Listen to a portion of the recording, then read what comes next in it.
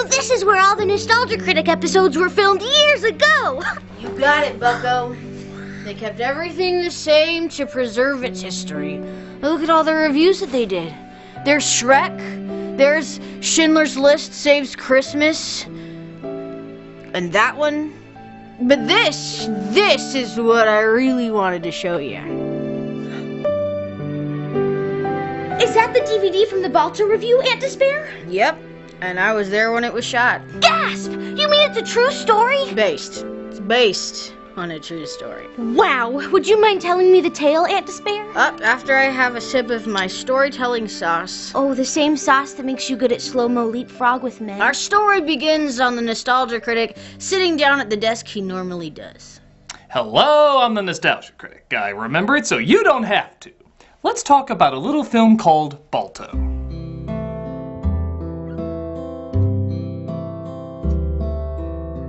Despite it doing poorly with both critics and box office, the film eventually found success on home video, leading to a ton of VHS and DVD sales. So I guess it got the reputation of the not really little film that not really could, but turned into profit eventually, so table scrap sequels for all. Based on a true story, it covers a dog sled that has to race against time to get medicine to a town full of dying children. Even though it's gathered a nostalgic following, we should still ask, does the film really hold up years later? Whether it does or doesn't, we're not going to get any movies about heroic cat sleds, are we? Hey, I resent that! Wait a minute. There's talking animals in this? Sure, why not? I thought you said this was a true story. Based. Did you just hallucinate that there were talking animals? Possible. I just added nicotine patches to my daily smoking, so I'm feeling a little queasy. I'm gonna lay down. But what about the story? Okay. Are you gonna shut up, or are you gonna keep being Little Miss YouTube comments? Okay, I'm sorry. That's better. That's a good high. Anyways, the critic started his review. Let's take a look at Balto. So this animated story about a dog racing across Alaska opens with live-action people in the middle of New York. You sure we didn't put on Professor Sprout Visits the Muggleverse? An old woman and her grandchild are looking for a memorial site, and she decides to force the kid to sit on a bench for an hour and a half while she tells the story. In the cold winter of 1925, it was snowing hard. Things were animated back then, I dare even say, with a Spielberg vibe. We see Alaska's portrayal of Ben Fur, as we're introduced to our half-wolf, half-dog hybrid, Balto, played by Kevin Bacon. He's also joined by a goose, played by, I think, Bob Hoskins' drunken rants from the Super Mario Brothers movie. When will you learn to stay on the sidelines? Aw, it's his best Russian accent since Enemy at the Gate. Stalingrad. They're watching a sled race led by a dog named Steel, who is so mean that literally every frame is determined to convince you he's pure evil. Get out of here, wolf dog. You better get back to your pack. Well, maybe your taste runs more toward wolf. Jenna, join me for dinner. I've never seen a bad guy where every second he's moving in some sort of obviously diabolical manner. You were the fastest. What? Oh.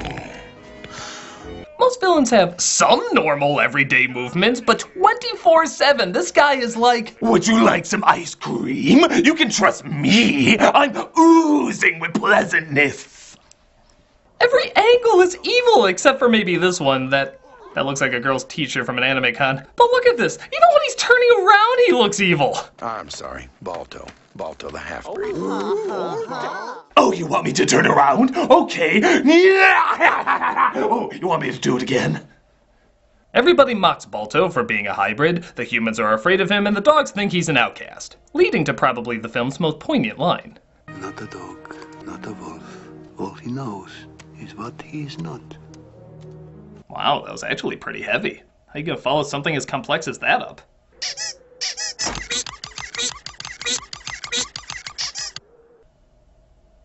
So that just happened. Oh, there's also Bob Hoskins doing the goose step. Hey! Hey! So at this point, you're probably wondering, where does the comedy in this kid's film lie, particularly with the goose? Is this Lego Batman good, or are we in nutjob territory? Well, let's look at the chart.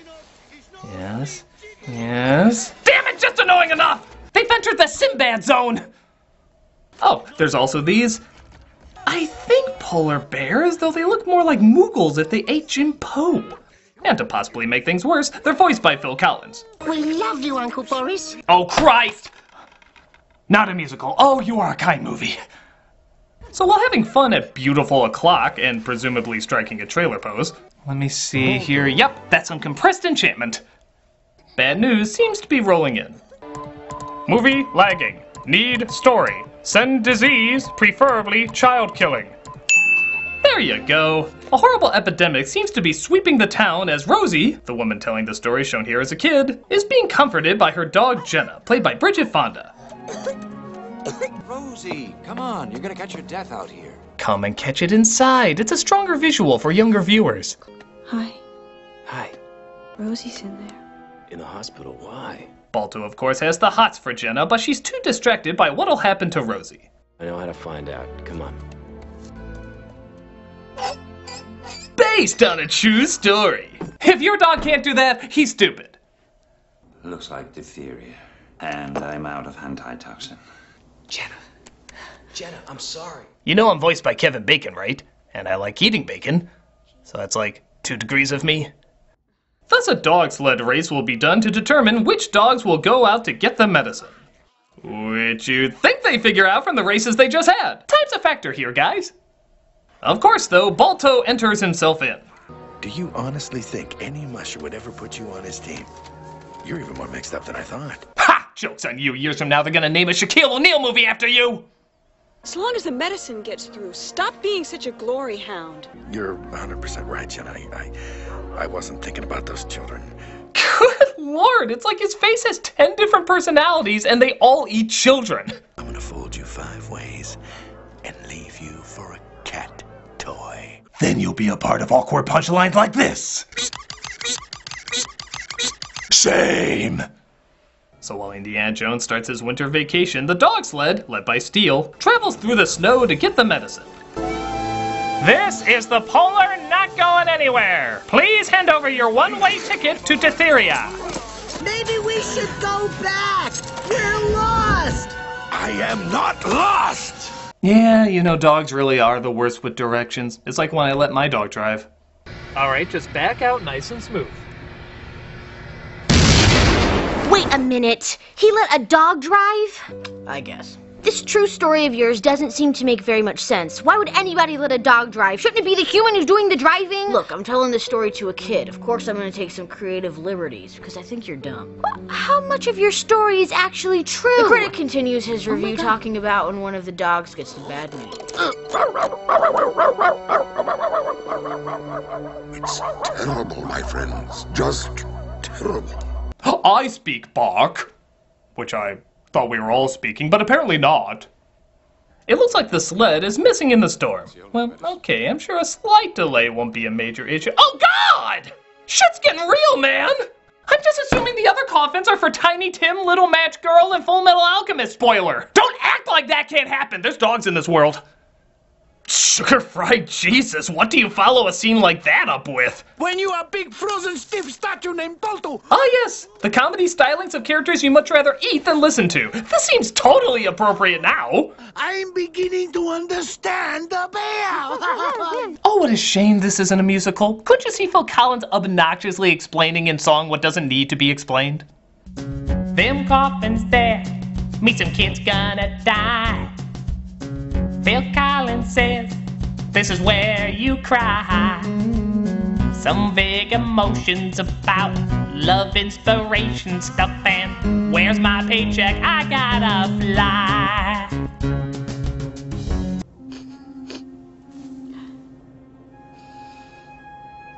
I smell boyfriend material. Jenna figures out Balto's going to find the sled and deliver the medicine. He marks his trail by scratching the trees because a dog and wolf's sense of smell would just get him lost. As we see, Steel's gang is in big trouble. I call it, let's eat him. Come on, you act like you never ate human flesh before. But our heroes come across the biggest threat in animated movies, a bear. No! Don't you know they ruin animated films now? Open Season, Brother Bear, Brave, Norm of the North. Their destruction knows no rewrites. Speaking of which, even as black bears go, that is a pretty damn black bear. Did he bathe in ink after swimming through oil from a lake in Sin City? He's so black his blood is coffee. But Jenna saves the day as they lead the bear into the ice. That's right. Return to your home planet, whatever species you were supposed to be. There you go. Go save them, polar bears, rather than fight the other bear that you should technically be bigger than. Is this like when Pluto's on a leash but Goofy can walk around? We just don't question it. But Jenna damages her leg, so the comic air quote relief take her back while Balto moves forward, eventually meeting up with the sled. I'll get us back. I'm the lead dog. I'm in charge. 2 bones says Steel takes him. You're on. Gambling dogs. This must be Michael Vick's favorite scene. Phew, had to blow the dust off that one. But Steel wants the glory, so he fights Balto despite him not fighting back. Thank God kids' films favor pacifism because Steel falls off a cliff mid-ass beating. Dead, dead, dead, dead, dead, dead, dead, dead. Oh, I mean totally alive. But even with Balto leading the way, Steel still manages to stop the medicine from getting to dying kids. Go ahead, wolf dog. You'll never get home. How about over here? Move, wrong way. Holy shit, what is wrong with this character? This is a village of kids that are going to die. Bad dog! Bad dog! I'm also gonna create 3 new cancers as soon as I get home. So Balto as well loses his way, but is determined to move forward. Right off a cliff. Well, it's all okay now. Spoke too soon. Well, it's all okay now. On the floor! Gravity was nicer to its main character. Both the movie and the concept. Meanwhile, back at the village, the others tried to figure out why Balto went looking for them. He's tracking them. Tracking a championship team in a blizzard? Kids are dying still. You gotta laugh, don't you?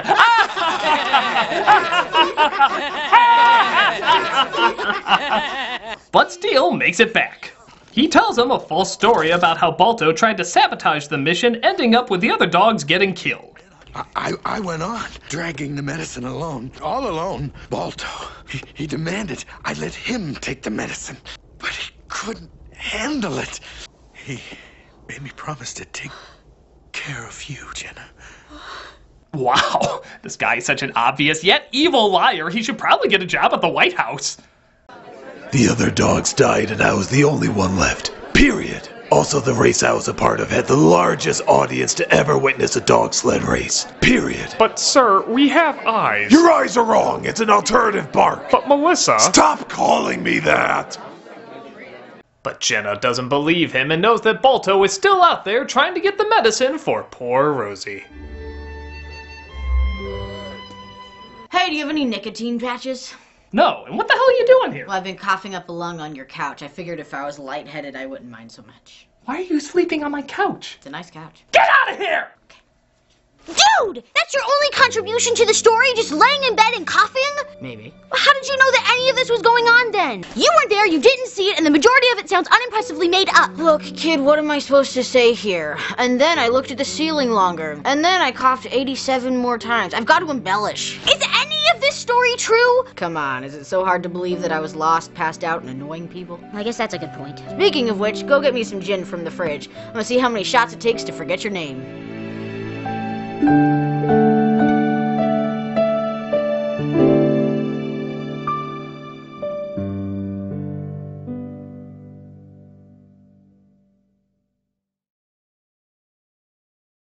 Hey guys, you want to meet me, the Channel Awesome team, and see the premiere of one of our reviews on the big screen? Well, you can! On May 3rd at Hollywood Boulevard Theater in Woodridge, Illinois, we'll be premiering our clipless review of Suicide Squad. This is one of the best movie theaters you'll ever go to. It has memorabilia, themed theaters, food, alcohol, relaxing chairs, and of course, us! We'll be signing autographs in the lobby at 7 p.m. and start the show at 9, and we'll even do a Q&A right after. Tickets are $20 and you can get them at the link below at theawesomestore.com. Show does require the purchase of a food or drink, and we will verify purchase tickets at the event and hand out your printed tickets there. Guys, we've never done this before, so we have no idea how fast tickets are gonna go, so best get them as early as you can. Come say hi, enjoy the show, and hopefully we'll see you there.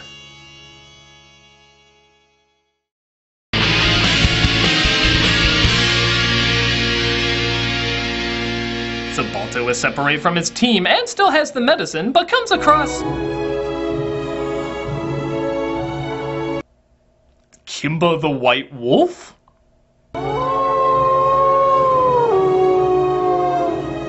Well, that's all I got. I want a room, man. To us, that's like brain surgery. So, apparently that gives him superpowers to drag the medicine up a cliff. How do you think Grandma explained that? And then the god of the wolves came, or something. Wait, what? And then they howled at the sky, making Balto physically stronger, I guess. I'm not following any of this. And even though that wolf could have helped pull the sled or give directions, he just kinda disappeared and was never seen again. Grandma, are you off your meds? They make me catch the gay. So the team is back on track as Balto uses his nose to find the way. Why didn't he just use that before? Is that like a weird prejudice too? Dogs don't sniff to find stuff? How dare you use your nose? Don't you know what disgusting animal you're sounding like? Toucan Sam. But because this film loves to punish all signs of hope, it tries to toss them off a bridge.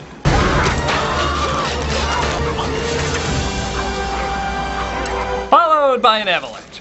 Oh, come on! The moral of the story is nature sucks, kids. Don't play in the snow. It'll someday fight back. Hey, you know what's missing in this scene? A Phil Collins song. I'm scared of snow. You should be afraid too. I'll tell you how to feel all the way through. They get trapped inside a cave where the movie reminds us that Spielberg produced this film. I'll be right in my legal authority to satirize this property. But if that 2 seconds of levity was overbearing, don't worry, because giant killer icicles are after them now. Just give us a fucking chance, you son of a bitch! Oh look, the medicine crate has a crack in it too. Fuck you! They should call this movie Shit! They do eventually make it out, though, as Jenna reflects some bottles that apparently light up the entire town. Which Balto would have plainly seen anyway, so it was kind of pointless. Balto's back! Oh, and a meteor hits him. I'm so sorry, kids. Life just didn't like this dog. Nature's kind of like God's hitman. But news reaches Steel about Balto's return, which pisses off the rest. Okay. I can explain. You guys weren't there, so you don't... Wait a minute, guys. Wait just a second. Oh, come on! I was trying to do a reverse Cruella de Vil. You know, an evil dog that wants to kill a bunch of little kids. I will be on someone's best villains list! The medicine is received, Balto gives a hat made from his brethren, and Jenna gives him the equivalent of dog Frenching. Well, this is such a joyous occasion. Let's give Balto absolutely no lines whatsoever. Yeah, I'm not even kidding. He doesn't speak in the last 25 minutes of this movie. They cut his dialogue aside from an occasional word like oof or ah. The other dogs get a lot of lines, but for whatever reason, Balto is almost completely silent. Then again, that might be for the best. With everything they threw at him, his dialogue probably wouldn't be very kid-friendly. Ah, shit. God damn it. Seriously, did I run over a leprechaun? What is with the bullshit bad luck? This is it, Grandma. Blaze found it. So Rosie's story seems to be over as they find the monument dedicated to the dogs that made that journey. In the winter of 1925. Balto really did do all of that, didn't he, Grandma? Oh, yes, sweetheart. He really did. I shouldn't. I really shouldn't. Come on. Let the kids have their true story. Okay. Balto facts. You're not gonna like it. You're really not gonna like it. Balto did not run the longest nor most hazardous part of the journey. The most dangerous and longest run was led by a dog named Togo, driven by a musher named Seppala.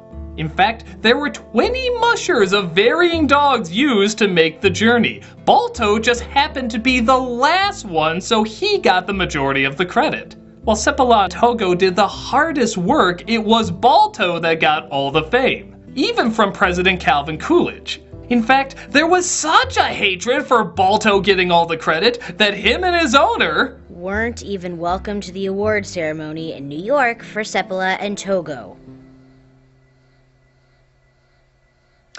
This was all bullshit, wasn't it? Well, there was an incredible review done entirely by the Nostalgia Critic. Ah, there it is. About time I filmed the sucker. Wait a minute! Nostalgia Critic is still alive and he hasn't even filmed the review yet? Well, no. Random kid. I was just about to, but I had to get the script from my brother. You see, I was sick, so he wrote the majority of it this week. Oh my god. So we're not even in the future, are we? You're a special kid, aren't you? But what about the text that says we are? Oh, that's just my satanic arts. You lied! You lied about practically everything! Okay, look. Maybe everything didn't happen like I said. Maybe credit was given to the wrong person. And maybe like 98% of what you heard was false. But, did you have fun? I guess. Was it corny but beautiful at times? I suppose. And did you know anything at all about these dogs saving kids before I told you? Not really. Well then, for pulling most of this out of my ass, I'd say we had a pretty entertaining time. Well, I never thought of it like that. Hey, Critic, what did you think of Balto, by the way? Basically that. Oh, wow! Maybe there's more truth to fiction than I thought. Actually, there isn't. That was just a huge coincidence. Speaking of which, why did you bring her here to begin with? Oh, I just wanted to leave her here so I didn't have to tell her that both parents died from double erotic asphyxiation. Well, that backfired. She's all yours, Critic. What kept you? A child's mind is very delicate. Floor it!